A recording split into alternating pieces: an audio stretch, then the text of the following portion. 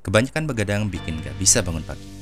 Ditambah lagi, hampir gak bisa makan pagi. Semua sepatu ini selalu dipakai Kyrie, dan kita bahas semuanya di sini di Sneaker Story. Selamat pagi, siang, sore, malam, atau kapanpun kamu nonton video ini. Saya cuma berharap kamu semua selalu sehat. Dan karena ini hari Rabu, saatnya Rabu Review.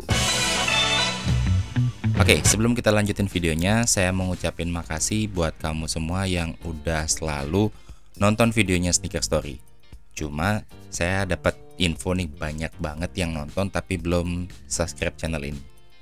Oke, bantu ya di subscribe, like, dan share juga videonya supaya saya makin semangat untuk bikin videonya. Dan buat kamu yang baru pertama kali mampir di channel ini, selamat datang dan terima kasih udah mau ngeklik video ini. Saya selalu upload video tiap hari Senin, Rabu, dan Jumat, jadi biar nggak ketinggalan video terbaru saya, jangan lupa setelah subscribe, nyalain tombol notifikasinya ya. Kyrie Irving adalah salah satu bintang NBA yang saat ini bermain dengan tim Brooklyn Nets. Kyrie masuk NBA melalui draft pick di urutan pertama tahun 2011 bersama Cleveland Cavaliers. Dan setelah bermain apik di tahun pertama, dia mendapatkan penghargaan Rookie of the Year. Dan di tahun 2014, Nike sebagai sponsor utamanya memberikan signature shoes atau sepatu seri khusus untuk Kyrie. Dan kali ini saya akan ngebahas semua sepatu dari Kyrie, mulai dari yang pertama sampai yang terakhir. Layaknya semua pemain yang ingin mendapatkan sepatu dengan desain personal, Kyrie ingin sepatu pertamanya memberikan kesan yang baik.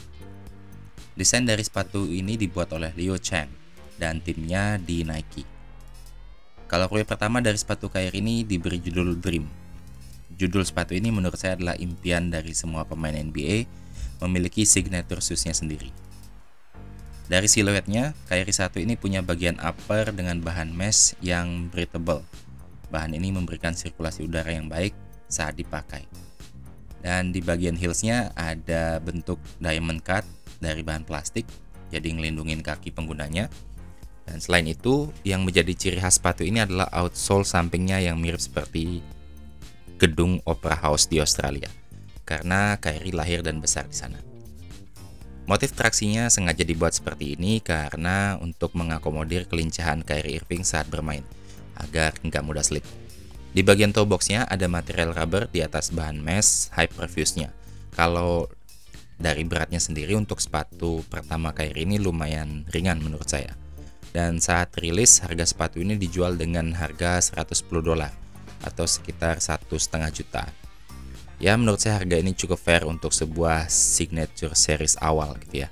Untuk colorway favorit saya di seri sepatu Kyrie 1 itu ada colorway Letterman, ada colorway Independence Day, ada colorway Double Nickel, dan yang terakhir adalah colorway Dream. Setelah rilis seri yang pertama, 1 tahun setelahnya yaitu 2015, Kyrie dan Nike melanjutkan sepatu signature-nya yang kedua. Sepatu ini tampil beda dengan seri sebelumnya. Sepatu ini punya strap yang lumayan besar di bagian uppernya, dan itu jadi ciri khasnya. Di sepatu yang kedua ini, Liu Chang masih setia dengan bahan Hyperfuse mesh di bagian uppernya. Untuk bagian traksinya agak sedikit beda dengan Kyrie 1. Saya lebih suka lihat traksi yang ada di Kyrie 2 ini. Bentuknya mirip sidik jari. Kemudian di bagian toe boxnya masih ada material rubber yang agak keras. Ini menurut saya sebagai protektor aja. Jeleknya di sepatu ini, gara-gara strap yang besar ini kadang-kadang tali sepatunya nyangkut dan ngerusak tali sepatunya.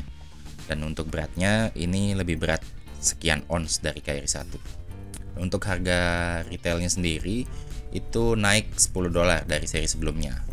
Dari 110 ke 120.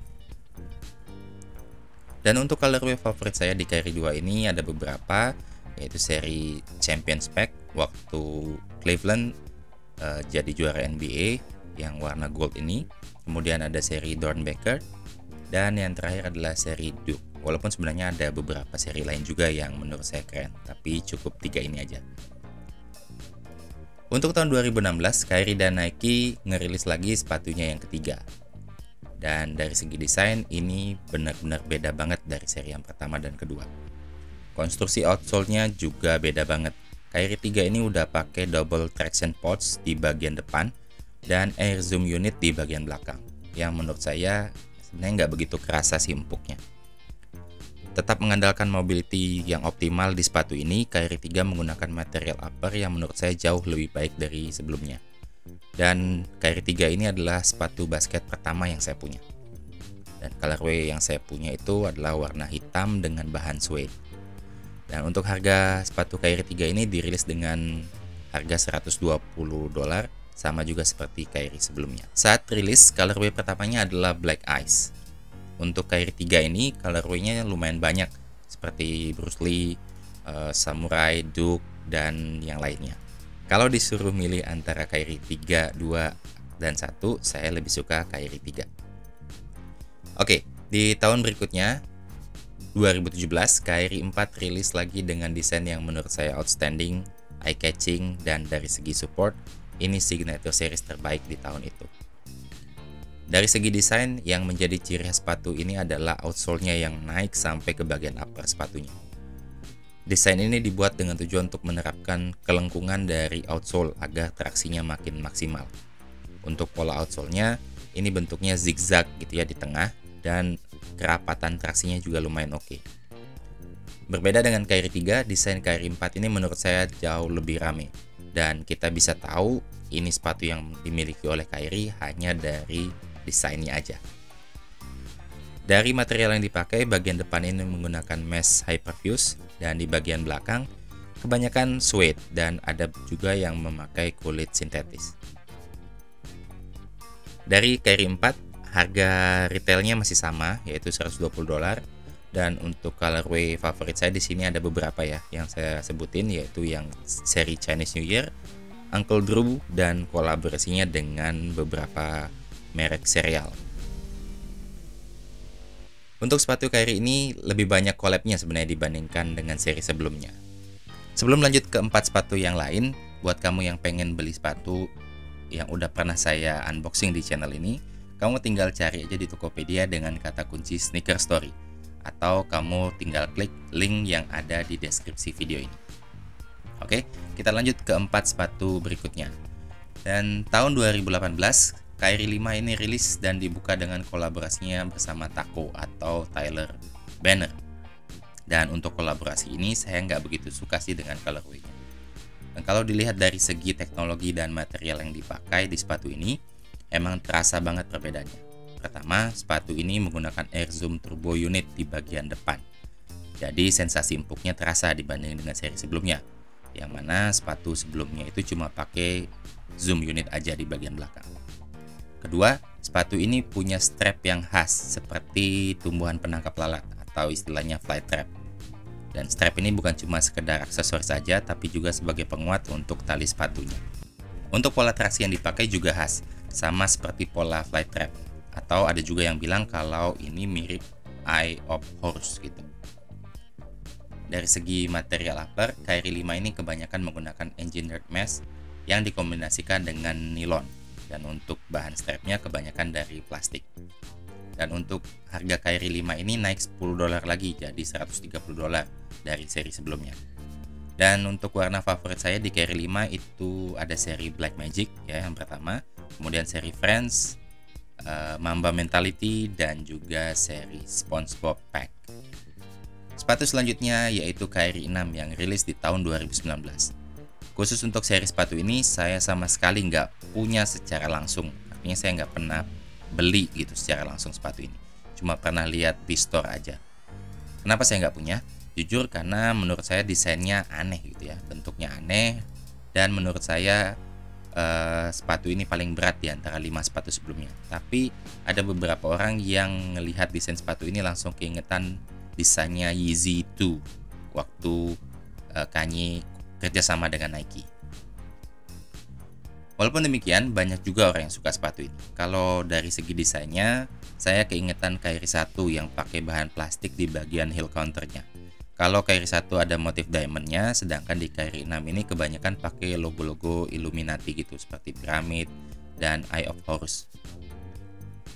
Dari segi material yang dipakai juga menurut saya nggak begitu premium, masih dengan Hyperfuse mesh di bagian toe box, strapnya plastik, dan back uppernya itu ada yang pakai kulit sintetis dan ada juga yang pakai suede. Ya tergantung colorway-nya. Untuk traksi sepatu ini menurut saya lumayan oke dengan desainnya yang ada tanda tangan Kyrie dan gambar mata gitu di bagian atas. Dan untuk bantalan sepatunya masih menggunakan teknologi yang sama dengan Kyrie 5. Untuk harga sepatu ini harganya sama seperti Kyrie 5 yaitu $130. Walaupun saya nggak begitu suka dengan desainnya, ada beberapa warna yang menurut saya ya lumayan lah. Seperti N7, collab-nya dengan Mom, dan juga yang pre-hit collection. Itu ada beberapa negara bagian yang ikut di sana, dan juga ada beberapa negara di luar Amerika yang masuk ke seri pre-hit collection ini. Setelah 2019 Kyrie 6 yang menurut saya nggak begitu bagus, tahun 2020 ada Kyrie 7 yang harganya naik lagi $10 jadi 140. Ya makin lama makin naik juga nih harganya. Desain Kyrie 7 ini menurut saya keren, ramping kelihatannya, dan saat rilis dengan 4 colorway menurut saya ini keren-keren banget warna yang dipilih. Kalau dibandingin dengan Kyrie 6, Kyrie 7 ini jauh lebih ringan. Bahkan saya ngerasa sepatu ini paling ringan dibanding dengan seri Kyrie sebelumnya.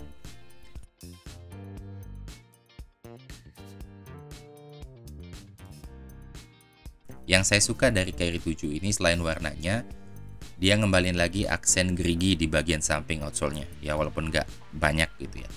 Dan untuk material uppernya, dia pakai mesh yang sangat breathable, jadi sirkulasi udara di sepatu ini juga sangat baik dibandingkan dengan Kyrie sebelumnya. Selain itu di bagian tumitnya ada bahan kulit sintetis, jadi kalau saat kita masukin kaki itu lumayan nyaman. Untuk pola traksi di sepatu ini menurut saya paling bagus dibandingkan dengan seri sepatu Kyrie yang lain. Gripnya oke dan durability-nya juga lumayan oke. Untuk Kyrie 7 saking banyaknya colorway yang bagus, saya sampai bingung milihnya.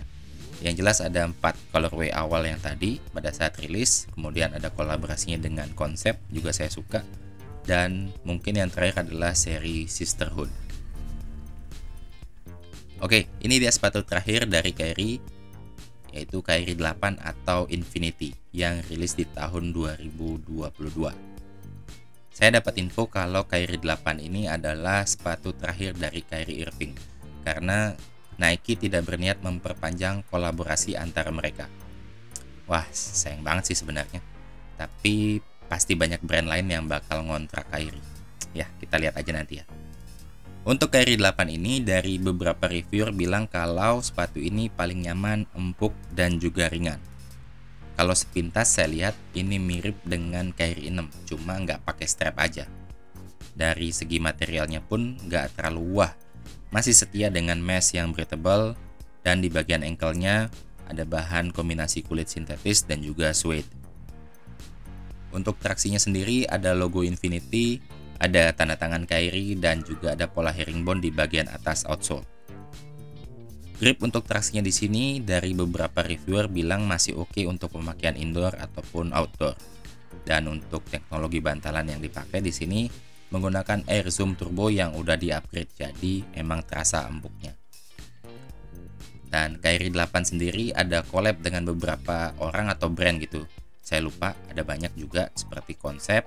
Tapi ada beberapa colorway yang saya suka seperti Fire and Ice yaitu seri pertamanya, kemudian Keeps You Fresh, dan juga colorway dari Concept.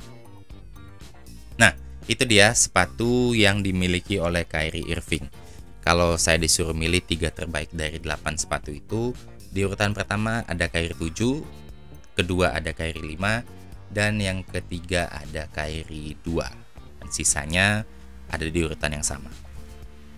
Oke, sekian dulu untuk video kali ini. Semoga kamu suka dengan videonya. Dan kamu bisa tulis di kolom komentar untuk seri Rabu review nanti, kamu pengen saya ngebahas sneakers apa lagi. Dan jangan lupa like video ini kalau kamu suka, dislike aja kalau kamu nggak suka. Dan sampai jumpa di video selanjutnya. Bye-bye.